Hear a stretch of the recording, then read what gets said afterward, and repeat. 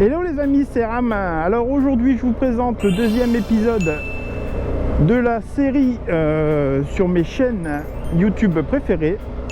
Donc 4 autres chaînes aujourd'hui. Je vais aller me poser quelque part pour vous présenter ça, en tout cas rouler un peu, et puis par la suite on ira sur l'ordi pour vous présenter ces 4 chaînes. Aujourd'hui un duo, 2 hommes et une fille, enfin une fille, une femme, une demoiselle, qui a grandi en Savoie, c'est She-Strip. Et comme elle le dit dans sa description, elle a la combinaison adéquate pour réaliser ces deux passions. Donc forcément le département de la Savoie, la 73 c'est montagne. Donc sa passion, une de ses passions, la nature. Et l'autre passion, la moto. Et au guidon de son Z50, elle nous emmène au cœur de ces montagnes pour nous fracturer la rétine. C'est parti, on regarde.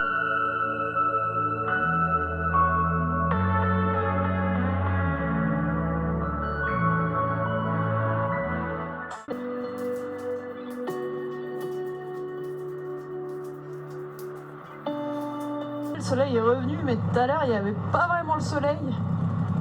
Ah là, ça va bien quand même. Oh là là, attends, il va nous prendre en photo, foxphoto.net. Ouais, on a essayé de faire un truc un petit peu de meilleure qualité quoi sur cette vidéo. Franchement, c'est un régal de vous filmer des trucs comme ça là. C'est un kiff, c'est un vrai kiff. Ça envoie mon gars.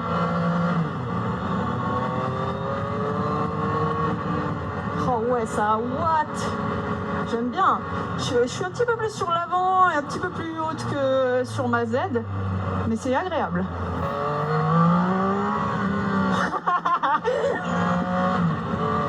Oh maman.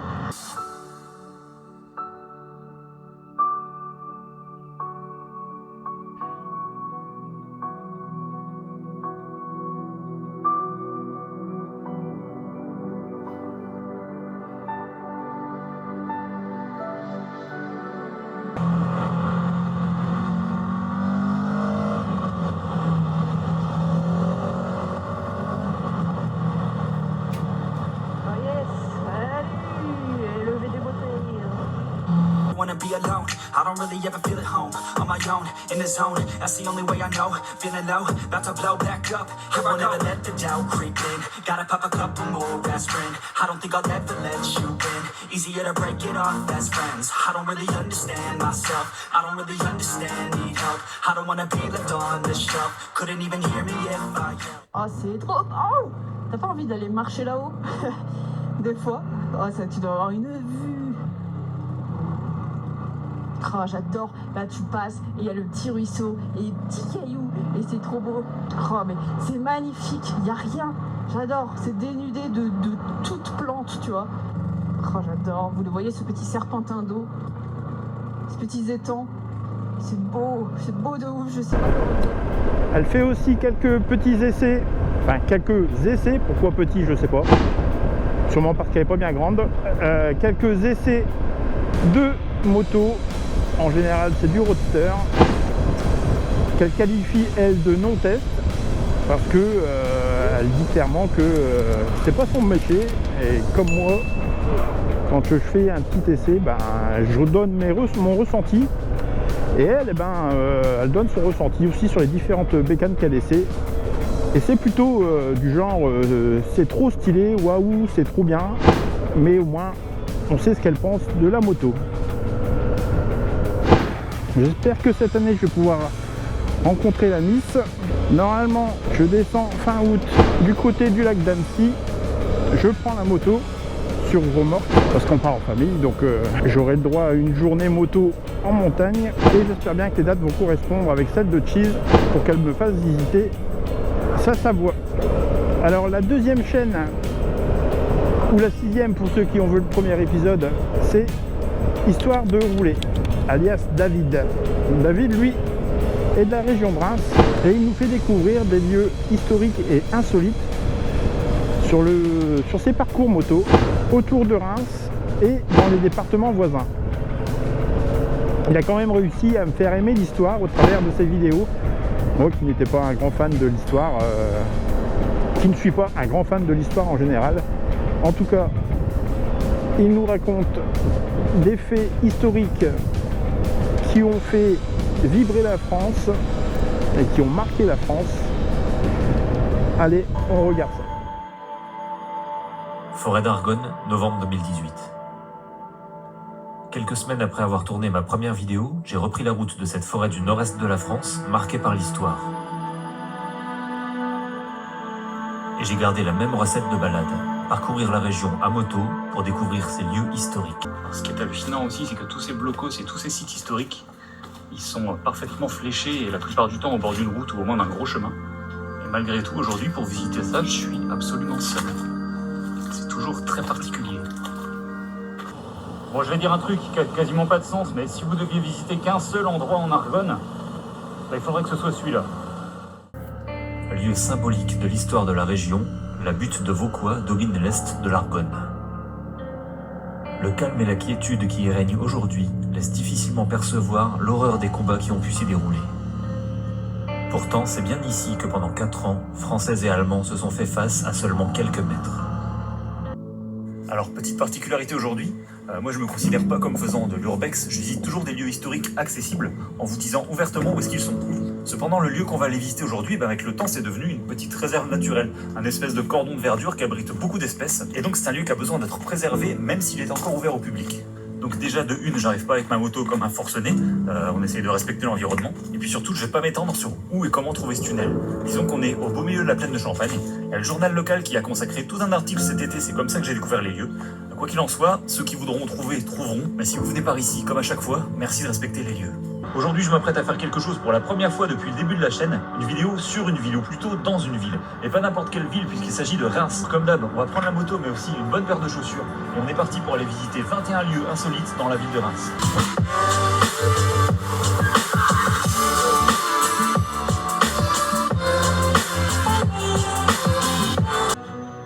Certainement un des plus vieux édifices de toute la ville de Reims, la porte de Mars est une construction romaine, bâtie entre l'an 180 et l'an 230. Elle serait donc âgée d'environ 1800 ans. On y aperçoit encore des gravures, comme ici celle de Romulus et Rémus, les fondateurs de Rome. Cachée dans les petites rues à l'arrière de la cathédrale, entre la rue Hincmar et la rue des Jacobins, on découvre le square des Jacobins. Il s'agit des ruines d'un ancien couvent de moines dominicains fondé au XIIIe siècle, au cœur du Moyen-Âge. Les vidéos sont toujours d'une qualité exceptionnelle et il a un pouvoir de narration incroyable. Vraiment, on est captivé quand il enclenche la voix off. C'est vraiment un plaisir de l'écouter. Comme j'ai déjà dit dans une précédente vidéo, David roule en Vestrom et c'est lui qui m'a fait aller vers cette moto. Parce que voilà, je m'identifiais un peu à lui en ce qu'il faisait et ce qu'il recherchait, proche de la nature aussi. Donc voilà, c'était le style de moto qui me plaisait et donc c'est grâce à lui que je roule en Vestrom aujourd'hui.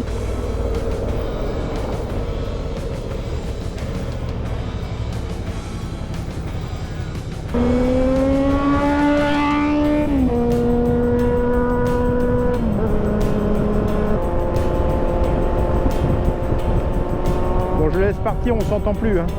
Donc la troisième chaîne de cet épisode, c'est donc Williams Road Trip. Donc William est breton ou normand. Enfin c'est presque pareil, il pleut quoi. Et donc William a un Vestrom aussi. Et c'est comme ça que j'ai connu la chaîne. C'est parce que quand j'ai eu mon Vestrom, je faisais des recherches de chaînes sur le Vestrom. Et donc je suis tombé sur celle de William. Et William, ses vidéos sont chouettes aussi parce que il n'hésite pas à faire de longs trajets pour nous montrer la France. Et il aime aussi ce petit côté historique. Moi j'aime ça parce que voir du wheeling, du daily observation, du road rage et tout ça, ça commence sérieusement à me gonfler. D'ailleurs j'aime beaucoup les vidéos typées off-road sur le TET parce que j'adore la nature et là au contact de la nature il n'y a pas mieux pour éviter justement les vidéos typées road rage ou voilà, des trucs à la con, les wheelings et tout le tintouin, ça me plaît pas du tout, enfin bref. Voilà. Donc William, bon, on en revient à William. William, il traverse la France pour nous montrer de jolis paysages. Il est allé dernièrement en Ardèche avec des amis et le petit chien de son ami qui l'accompagne. Ça fait marrer. William est également un bon narrateur.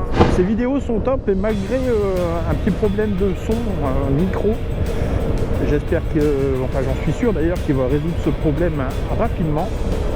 Eh bien, ces vidéos sont tout de même passionnantes parce que très intéressantes à regarder. C'est parti, on regarde.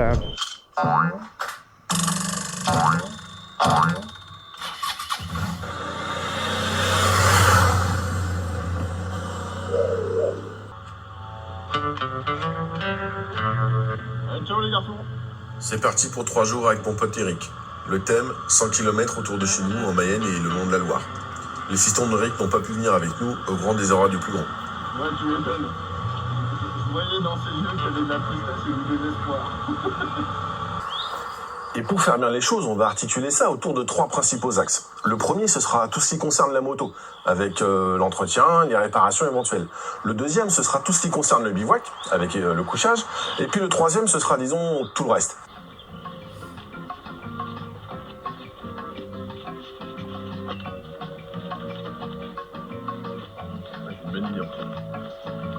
Oh putain. En plus, souvent dans les motos, t'as déjà une première trousse de secours, avec notamment une clé plate, une clé à bougie, un tout.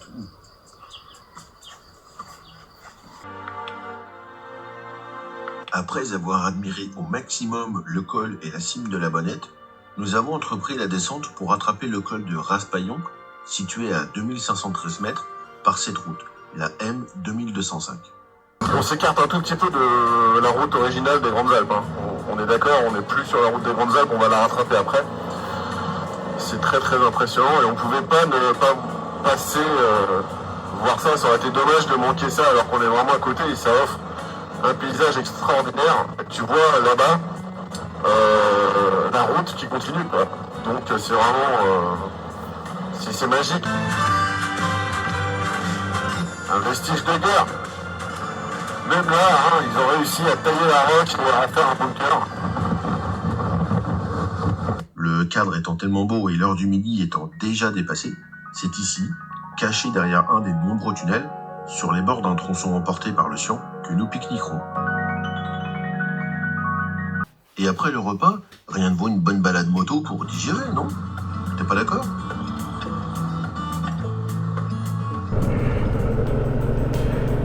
Et donc la dernière chaîne que je voulais vous présenter aujourd'hui, c'est donc la chaîne Les Routes du Réel. C'est un duo. Ils ont tous les deux acquéri un Moto Guzzi V85 TT avec lesquels ils font quasiment exclusivement du off-road. Donc depuis le départ de leur chaîne, on les voit qu'ils évoluent. Hein. Au départ, ils ne savaient pas pratiquer du tout le off-road. Et puis, dans les dernières vidéos, ils nous emmènent sur les routes, sur les chemins du désert de Bardenas en Espagne. Les vidéos sont vraiment quali, parfois drôles. Et on voit que les mecs, ils en veulent, quoi. On voit vraiment l'évolution aussi bien dans le montage que dans le maniement de leur Moto Guzzi. Ça fait plaisir à voir. Allez, on les regarde.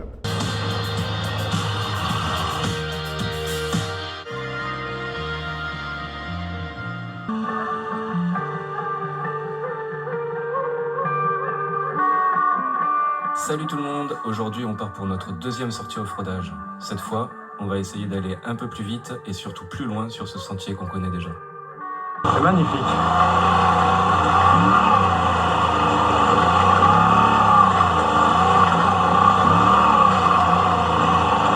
Allez, waouh. Voilà. Ah, quel con. Vous l'aurez compris, mon pote Gaël et moi nous lançons sur les pistes du Parpaillon. C'est le matin du 5 mars 2021 et nous suivons une trace censée nous amener jusqu'au fameux tunnel. C'est toujours la trace là? Il dit quoi le GPS? Il dit surtout ne faites pas ce que vous êtes en train de faire. Non, ben là, de toute façon, ça monte pas, ça descend pas. Pour l'instant, ça va. À ce moment-là, on se rend compte qu'on ne va plus avoir le choix. Il va falloir sortir les sangles et tirer la moto en espérant qu'on ne glissera pas trop avec les bottes.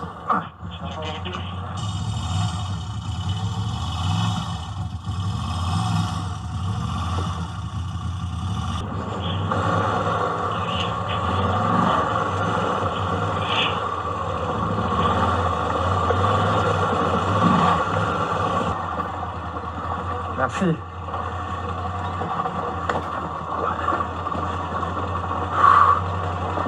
Ah, c'est quand même bien technique, hein, putain. Ça part. Ça part dans tous les sens. Hein. Allez, on y va tranquille. Je me suis arrêté. Ça m'a coupé dans mon élan. Voilà donc les routes du réel. Allez jeter un œil franchement, et ils n'ont pas encore énormément de vidéos. Moi je les suis, j'ai vu la chaîne naître il y a quelques mois, peut-être une année, et maintenant ils me dépassent largement parce que ce qu'ils proposent c'est vraiment top, c'est vraiment de la qualité.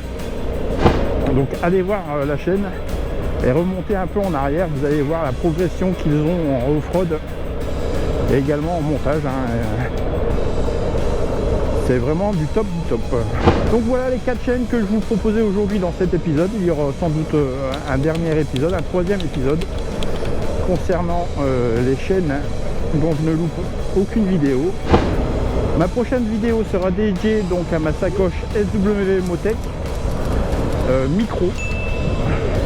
Il me semble que c'est ce modèle, le modèle micro. Vous verrez bien dans la prochaine vidéo. Je vous montre ce que j'emporte avec moi pour un usage de la moto au quotidien dans cette sacoche. C'est la fin. Si vous avez aimé, mettez un petit pouce bleu, commentez. Si vous n'avez pas aimé, mettez un pouce vers le bas. C'est pas grave. En tout cas, à bientôt dans une prochaine vidéo. Salut!